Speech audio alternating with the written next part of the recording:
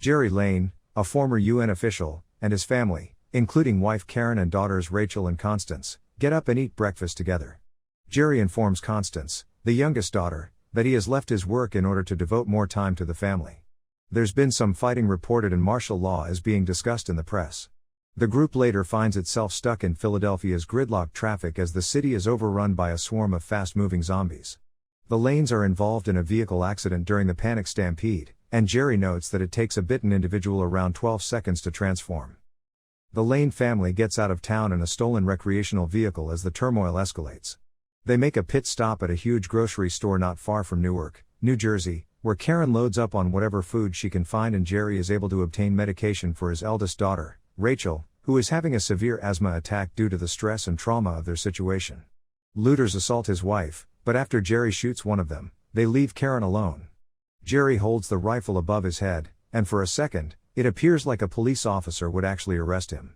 However, the cop is actually only browsing for supplies. When they are forced to leave the store, the family seeks safety in a Newark apartment building. The family receives a call from Jerry's old friend and Deputy Secretary General Thierry Umitoni, who assures them that a helicopter will be sent to rescue them the next morning. The Lanes are staying in a secret location, an apartment shared with a Latino family. Thomas, one of the kids, can communicate with the Lanes in English. Despite Jerry's best efforts, he is unable to persuade Thomas' family to join them on their escape.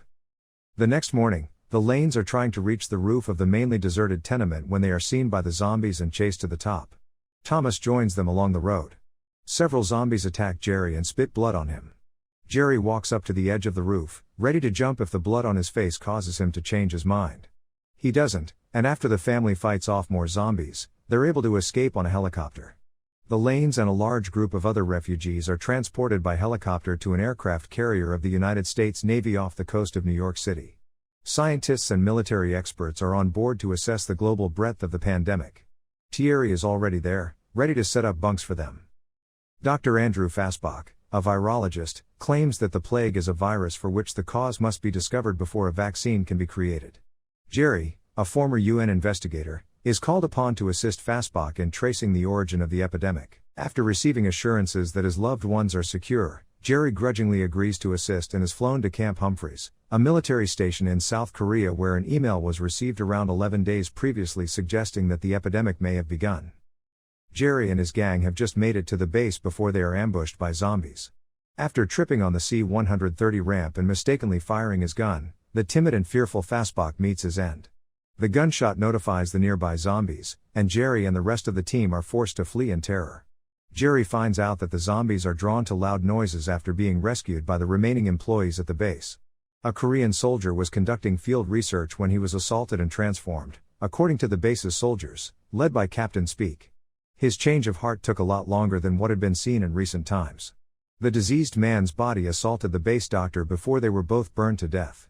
One of Speak's men was able to stand in the center of the infected and not be attacked, as Speak relates to Jerry. The soldier informs Jerry that he has been experiencing some discomfort in his leg, which causes him to walk with a minor limp. Hoffner, a former CIA operative who was jailed for supplying weapons to North Korea, and Jerry have a conversation. He tells Jerry a terrifying story of how the North Korean authorities stopped the spread of the disease by having every resident have all of their teeth extracted in only 24 hours. Hoffner instructs Jerry to travel to Jerusalem, where the Israeli Mossad had set up a secure area prior to the outbreak's official acknowledgement, suggesting Israel may have been aware of the impending danger. Speak's guys ride in a fleet of bicycles to stealthily refuel the C-130 and get Jerry on board. When Karen dials Jerry's satellite phone to reach him, the connection is interrupted by an onslaught of the Walking Dead. Jerry and the C-130 pilot successfully refuel the jet and make it away. In Jerusalem, Jerry meets Mossad chief Jurgen Warmbrunn, who reveals that the agency has been monitoring communications from an Indian army general for several months, during which the general claimed that Indian forces were engaged in a battle against the Rakshasa, or dead spirits. Non-Jewish and Muslim migrants are being carried into the quarantine zone, and Warmbrunn details how this was accomplished and how high the wall around the city core of Jerusalem is, at least 50 feet. As Jerry and Jurgen have their conversation, a group of Muslim immigrants start to sing in celebration of having finally reached a safe haven. A woman eventually locates a microphone, and the group's singing becomes more boisterous. The zombies outside hear the music and begin to pile up on the wall, finally breaking through and invading the city. Jerry, On the run from the zombies, spots an elderly man and a malnourished youngster who seem to have escaped their attention. Jerry's female Israeli military escort, Segan, gets bitten by a zombie. Counting to 12 to make sure she won't turn, Jerry immediately amputates her hand to stem the spread of the illness.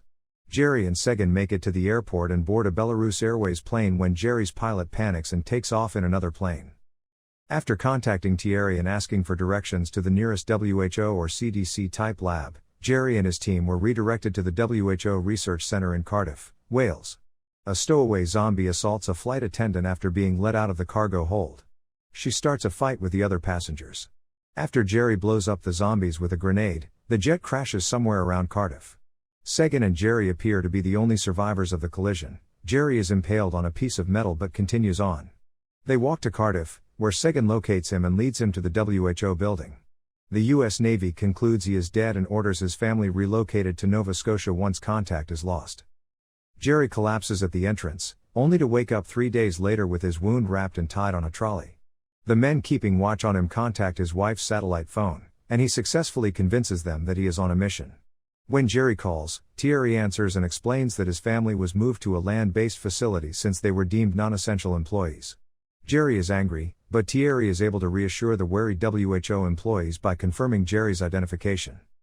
Jerry tells the skeptical scientists that he has a theory about why the infected don't bite people who are seriously injured or already terminally ill. Because they would be unsuitable hosts for viral reproduction, like the old man and sickly boy in Jerusalem, and a homeless wino Jerry briefly witnessed in Newark whom the zombies bypassed, and the story the soldier with a limp told about the zombies ignoring him. He offers to inject himself with a fatal but treatable disease to test his hypothesis. However, after a doctor unintentionally infected himself, the wing of the facility housing the diseases was overrun by zombies. Despite this, Jerry proceeds to recover the virus, and Segan and one of the WHO physicians decide to go along for the ride. After a tough battle, Jerry and the others reach the pathogen vault. Inside, Jerry retrieves vials of disease-causing agents from 2 different cupboards and fills a tiny box with them. While he is being filmed, the experts comment that the ailments in the left cabinet are fatal and cannot be cured. As he packs up to depart, Jerry spots one of the zombie physicians lurking in the hallway. He's in a tight spot and has no other choice than to inject himself to test out his notion. A letter reading "Tell my family I love them" is displayed to the scientists as he picks a vial at random from the box. Jerry pauses only a little longer before unlocking the vault door. The former doctor pays him no mind, and Jerry is free to leave the building in spite of the swarm of zombies who have taken up residence inside. His idea is proven correct, as he is cured by the time he returns to the secure area of the institution. Jerry goes back to his loved ones in Freeport, Nova Scotia, a secure area. The deadly germs used to create a vaccine that may be used as cover by the troops fighting the afflicted. The infectious agent is dispersed over the globe by airdrops. The human attack against the undead has begun, and with it, hope.